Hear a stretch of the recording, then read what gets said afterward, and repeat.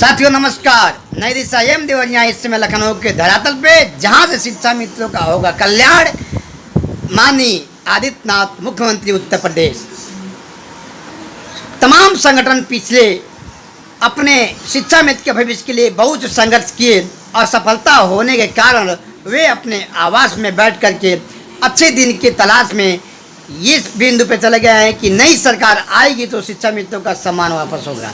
लेकिन जब सभी ने अपना अस्त्र शस्त्र रख दिया, जब सभी ने अविश्वास अपने दिमाग में पैदा कर लिया, जब सभी के अंदर नकारात्मक भाव पैदा हो गया, उस वक्त ही धरातल से रविंद्र प्रताप सिंह अपना कदम उठा करके महंत श्री राव दास के शरण में जाकर के शिक्षा मित्र की आप बीती घटनाओं से रूबरू कराते हुए उनके बच्चों के हाथ पीले करने के लिए, उनके बच्चों के शिक्षा दीक्षा के लिए इन्होंने अपना कदम बढ़ाया। आइए चलते हैं रविंद्र प्रताप सिंह के पास और जानना चाहते हैं शिक्षा मित्र का उद्यान क्या रविंद्र प्रताप सिंह आप करा पाएंगे या अन्य संगठनों के बाद बस 3-4 महीना और बचा है बिता देंगे।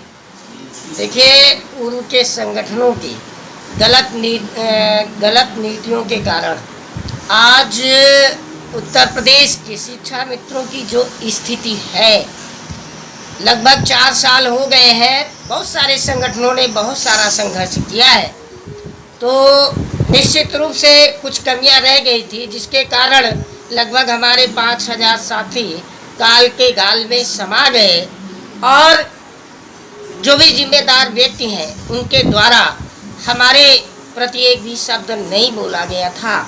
ऐसे परिवेश में पूर्व में की गई गलतियों का विश्लेषण करने के बाद हमारी टीम आदरणीय महात्मा श्री संत शिरोमणि राजूदास महाराज जी के पास अपनी पीड़ा को रखने का कार्य करती है।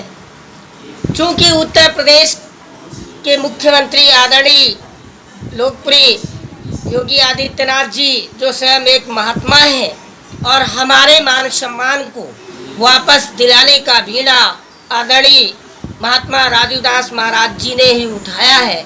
तो साथियों, मैं कहना चाहता हूँ, जिनकी लड़ाई लड़ने के लिए स्वयं संत समाज आगे आ रहा हो आदरणीय महात्मा जी के नेतृत्व में, और संत समाज की भलाई के लिए हमेशा कार्य करता चला आया है।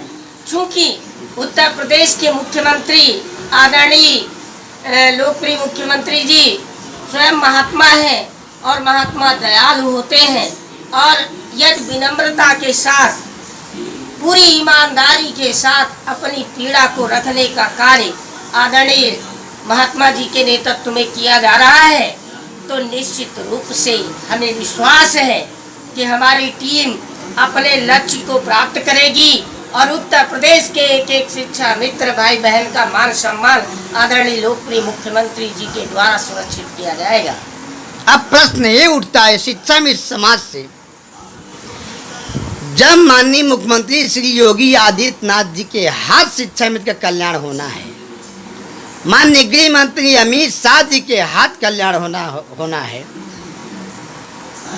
चुनाव के समय पिछली चुनाव के समय माननीय प्रधानमंत्री जी कहे थे शिक्षा मित्रों की जिम्मेदारी मेरी है, तो आप संत शिरोमणि राजू दास जी के शरण में शिक्षा मित्र के कल्याण हेतु क्यों गए, जबकि इनके हाथों में शिक्षा मित्रों का भविष्य है?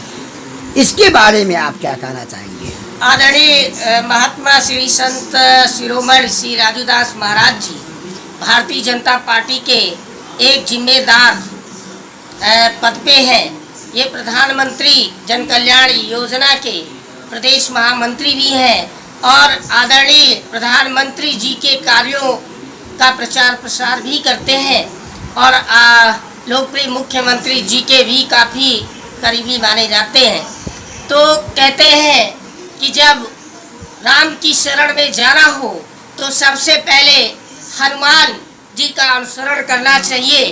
तो हमारी टीम इसी उद्देश्य की पूर्ति के लिए आदरणीय महात्मा जी के शरण में गई थी और आदरणीय महात्मा जी का वरदहस्त हम लोगों को प्राप्त हुआ और उन्हीं के निर्देशन में हम लोग लगातार कार्य कर रहे हैं और हनुमान जी की कृपा से हर कार्य महात्मा जी के आशीर्वाद से सुलभ होता जा रहा है और अभी आपने विगत कई दिनों पहले आप लोगों ने देखा होगा, हमारी टीम आदरणीय महात्मा जी के नेतृत्व में लखनऊ की धरती पर आदरणीय भारतीय जनता पार्टी के प्रदेश उपाध्यक्ष AK शर्मा जी से महात्मा जी के नेतृत्व में मुलाकात करती है और महात्मा जी के द्वारा शिक्षा मित्रों की समस्याओं को रखा जाता है, जिस पर AK शर्मा जी के द्वारा साफ शब्दों में कहा जाता है कि आदरणीय महात्मा जी, आपका ये कार्य आदरणीय प्रधानमंत्री जी से करवा करके आपको गुरु दक्षिणा के रूप में हम देंगे। तो निश्चित रूप से आज शिक्षा मित्र समाज के कल्याण के लिए एक महात्मा ने बीड़ा उठाया है। हमें गर्व होना चाहिए आदरणीय महात्मा जी पर, चूंकि उत्तर प्रदेश के मुख्यमंत्री जी भी महात्मा हैं और जब महात्मा ही हमारी लड़ाई को लड़ने के लिए मैदान में आए हैं तो निश्चित रूप से हम सफलता प्राप्त करेंगे, ऐसा मुझे विश्वास है। शिक्षा मित्र परिवार से प्रश्न एक और है, ध्यान से सुनिएगा कि क्या है आपका ये संघर्ष शिक्षा मित्र को मानदेय पर सीमित कर देगी या शिक्षा मित्र को एक अस्थायी समाधान करके छोड़ेगी, जिससे शिक्षा मित्र के परिवार के बच्चे और उनकी बच्चियों का उज्जवल भविष्य हो सके।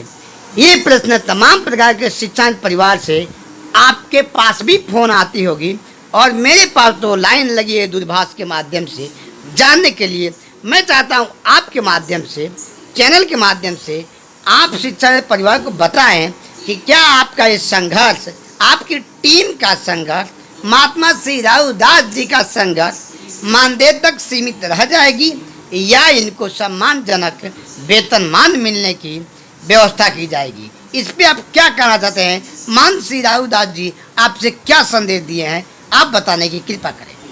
देखिए, लगातार 4 साल से हम लोग लोकप्रिय मुख्यमंत्री जी से लगातार एक ही बात की गुहार करते चले आए हैं कि हमारा मान सम्मान वापस होना चाहिए, क्योंकि समाज में हम लोगों को हीन भावना से देखा जा रहा है। एक पीड़ा है जिसके कारण हमारे साथी लगातार अवसाद में आकर के आत्महत्याएं कर रहे हैं। और इस बात को मैंने आदरणीय संत शिरोमणि महात्मा श्री राहुदास जी के समक्ष रखा था कि यदि उत्तर प्रदेश के लोकप्रिय मुख्यमंत्री जी के द्वारा शिक्षा मित्रों का खोया हुआ मान सम्मान वापस कर दिया जाता है तो उत्तर प्रदेश का एक एक शिक्षा मित्र आजीवन आदरणीय लोकप्रिय मुख्यमंत्री जी का और आदरणीय महात्मा जी का ऋणी रहेगा और सदैव उनके साथ कंधे से कंधा मिला करके कार्य करने का कार्य करेगा। जिस पे आदरणीय महात्मा जी ने आश्वासन दिया था कि उत्तर प्रदेश के मुख्यमंत्री जो महात्मा है उनसे बात करके आपके मान सम्मान को सुरक्षित किया जाएगा। एक बात मैं और क्लियर कर देना चाहता हूँ कि जो लोग मानदेय की अफवाह फैला करके सरकार विरोधी कार्य करवा रहे हैं उन लोगों से मैं कहना चाहता हूँ, ये भारतीय जनता पार्टी की लोकप्रिय सरकार है। अब तक जो भी निर्णय भारतीय जनता पार्टी के द्वारा लिए गए हैं उनमें कहीं से भी राजनीति नहीं की गई है, चाहे वो धारा 370 हो, चाहे 3 तलाक जैसे मुद्दे हो।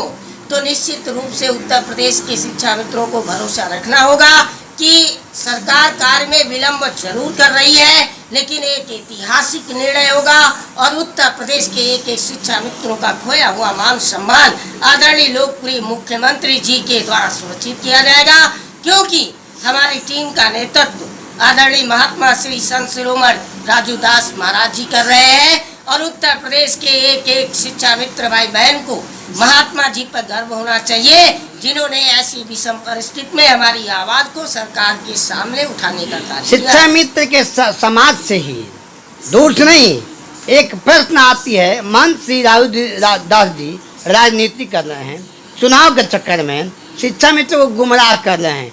क्या आपको ऐसा लगता है मन श्री राहुदास जी गुमराह कर रहे हैं? अगर ऐसा है तो इसको शिक्षा मित्र के बारे में आप क्या कहना चाहते हैं? शिक्षा मित्र को क्या संदेश देना चाहते हैं? देखिए, ऐसा वो लोग कह रहे हैं जो किसी राजनीतिक भावना से प्रेरित होकर के किसी के इशारे पर कार्य करने का कार्य कर रहे हैं। आदरणीय महात्मा जी निस्वार्थ भाव से और शिक्षा मित्रों के कल्याण हेतु अपने पैसे से हम सब के लिए, जो भी भारतीय जनता पार्टी के जिम्मेदार व्यक्ति हैं, उन लोगों से मिल करके आपके मान सम्मान को वापस दिलाने का कार्य कर रहे हैं। लेकिन हमारे ही बीच में कुछ ऐसे लोग हैं, अराजक तत्व हैं, जो महात्मा जी पर भी उंगली उठाने का कार्य करते हैं। इन लोगों के सवालों का जवाब समय आने पर, देखिए समय बलवान होता है, धैर्य रखिए और इनके हर सवाल और हर राजनीति का जवाब समय देगा और उत्तर प्रदेश के लोकप्रिय सरकार देगी कि आदरणीय महात्मा जी ने जो बीड़ा उठाया है उससे शिक्षा मित्र के परिवार, उनके बच्चे, उनकी जीविका आज सब दांव पे लगी हुई है। जिस समय कोई हमारे लिए एक शब्द बोलने वाला नहीं था, ऐसे समय में उन्होंने एक संकल्प लिया अयोध्या की पावन धरती से, जहां पर आज जितने भी नेता हैं जाकर के नतमस्तक हो रहे हैं। ऐसा स्थान जहां प्रभु की कृपा है, वहीं से उत्तर प्रदेश के एक एक शिक्षा मित्र का कल्याण होगा। भरोसा रखें, आदरणीय महात्मा जी के द्वारा कही गई एक एक बात सत्य होगी, क्योंकि जब कोई लड़ाई निस्वार्थ भाव से और सच्चाई से लड़ी जाती है तो साथियों उसका परिणाम भी बहुत सुंदर प्राप्त होता है। धैर्य रखिए, देश से ही सही लेकिन आपका भविष्य सुरक्षित और संरक्षित होके रहे। तो आप सभी को रविंद्र प्रताप सिंह का यह अनुभव आपने सुना, जो अब तक 6 महीने से ही रविंद्र प्रताप सिंह ये लड़ाई लड़ रहे हैं, जबकि आप लोग कहते हैं कि 2 साल हो गया। ऐसी कदापि नहीं है, मेरे पास पूरी साबुत है, मेरे पास टोटल उसकी जानकारी है कि रविंद्र प्रताप सिंह कब से लड़ाई लड़ रहे हैं। एक बार रविंद्र प्रताप सिंह के मुख से मैं ये जानना चाहता हूँ कि जो लगातार ग्रुपों में सोशल मीडिया पा रही है कि 2 साल हो गया, 1 साल हो गया लड़ाई लड़ते हुए, लेकिन परिणाम अभी सुन नहीं रहा।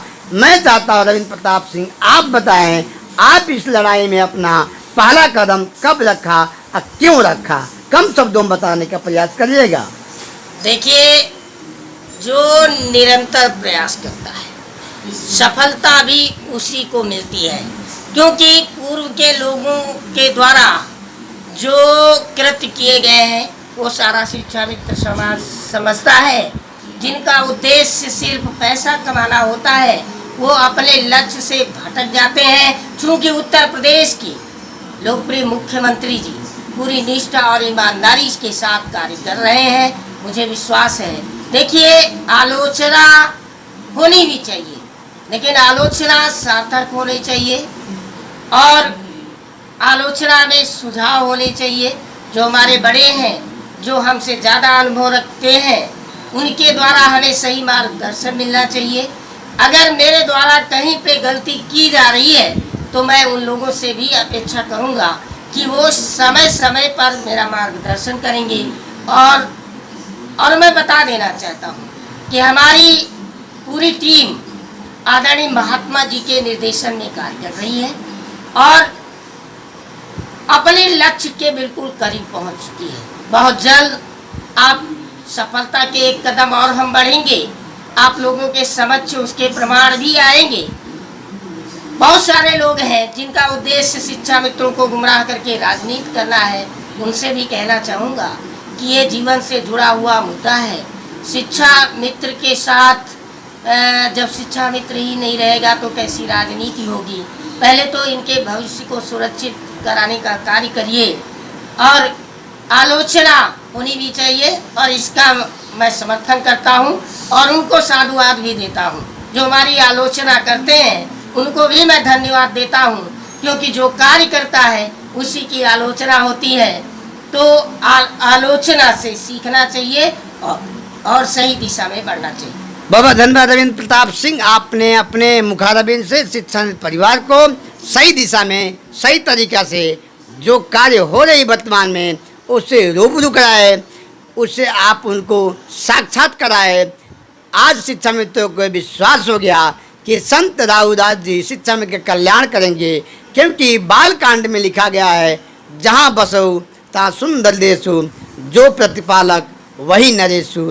राजा ही पिता होता है, राजा ही न्यायाधीश होता है और साधु जिसके मंत्री हों, साधु जिस कार्य को अपने हाथ में ले वो कार्य बड़ी आसानी से होता है।